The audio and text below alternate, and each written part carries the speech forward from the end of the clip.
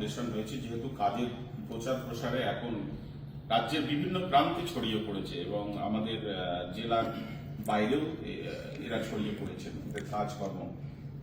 তো জীবনের ঝুঁকি নিয়ে যেভাবে কাজ করেছেন, মানুষের পাশে থাকছেন, এটা নিশ্চয়ই আপনারা ফলো করছেন, উপলব্ধি করছেন। আপনাদের লাইক, শেয়ার, কমেন্ট এদের পেজে সবসময় আছে। আজকে নাভাবিয়া মিশনেও এসেছে।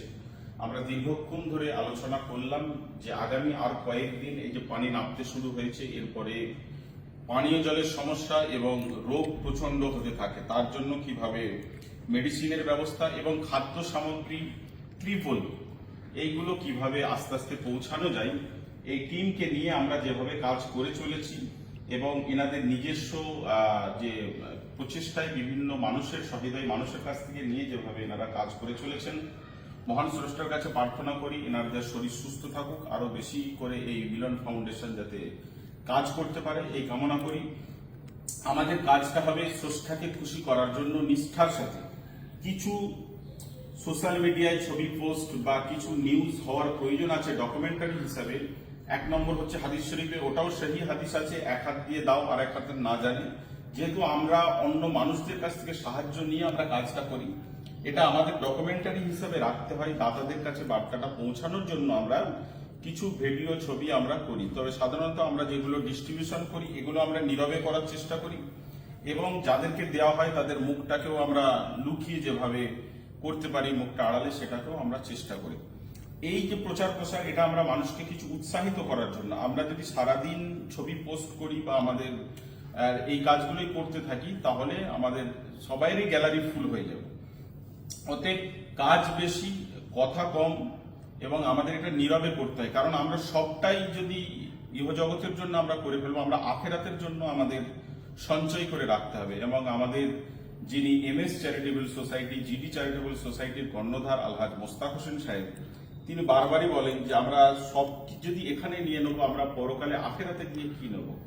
যার জন্য আমরা এইটাকে মাথায় রেখে আমরা এই কাজটা, এই প্রচেষ্টাকে আমরা করে চলেছি, আগিয়ে চলেছি। আগামী এটা 10 থেকে 15 দিন আমাদের এই কাজটা চলবে, 15 দিন চলবে।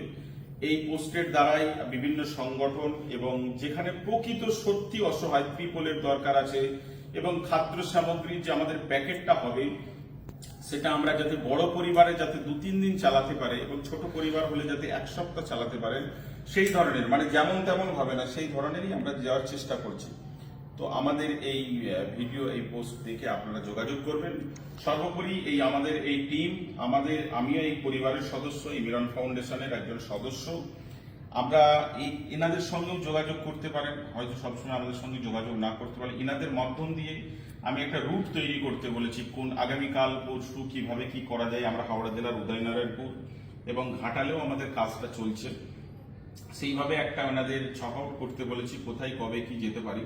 যার জন্য এনাদের সঙ্গেও আমরা যোগাযোগ করবেন, যাতে আগামী আমরা 10-15 দিনের যে পরিকল্পনা নিয়েছি, আল্লাহ চাইলে ওই দিনটা আরো বেড়ে যেতে পারে। আবার কোনো সহৃদয় ব্যক্তিকে পাশে পাবো, আবার অর্থ নিয়ে পাশে মাল সামগ্রী নিয়ে এসে আমাদের পাশে দাঁড়াবেন। যেহেতু আমরা আগামী কাল থেকে আমরা একটা বড় টিম নিয়েই, আমরা এই টিমটাকে নিয়ে আমরা প্যাকেটিং এর কাজটা আমরা চালাবো। বুঝতেই পারছেন যে প্রাকৃতিক দুর্যোগ, এটা কয়েকদিন আগেই আমাদের স্মার্ট ক্লাসরুমের উদ্বোধন আপনারা দেখেছেন। সেই জায়গা থেকে নিয়ে এখন ত্রাণ সামগ্রীর একটা ত্রাণের মাল নিয়ে এসে স্টক করারই অডিটোরিয়ামটাকে একটা উপযুক্ত জায়গা হিসেবে এখন মানুষকে যেহেতু মানুষের পাশে পরিষেবা দিতে হবে, সেইভাবেই আমরা এই হলটাকে আমরা ইউজ করছি এবং এখানেই আমরা প্যাকেটিং করবো, সমস্ত কিছু কাজ করব। অসংখ্য আবার ধন্যবাদ জানাই। আমি নাজিম ভাই যে আছেন, আমাদের জামাল উদ্দিন বিন ইব্রাহিম মৌলানা সাহেব আজকে কলকাতায় গেছেন একটু শারীরিক অসুস্থতার জন্য, আবার আগামীকাল থেকে থাকবে, পুরো টিমটা রয়েছে। নাজিম ভাই কিছু একটা কথা আপনাদের কাছে বলবেন।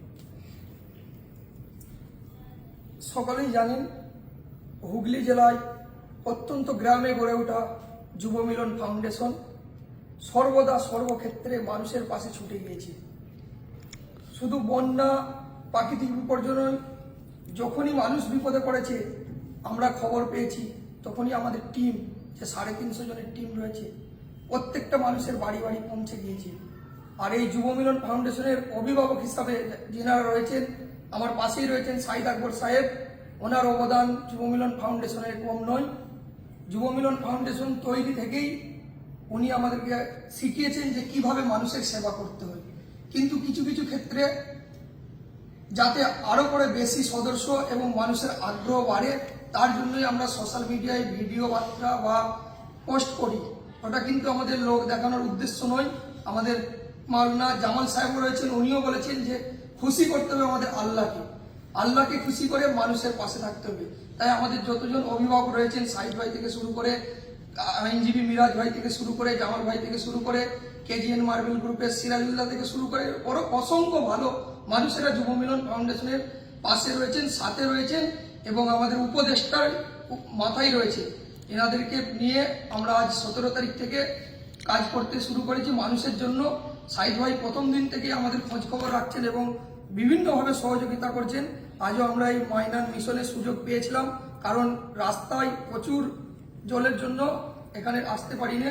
আজ আশা করি এখানেই আমরা দুপুরে খাওয়া দাওয়া করে এখন হচ্ছে আপনার আপাতত আজকের জন্য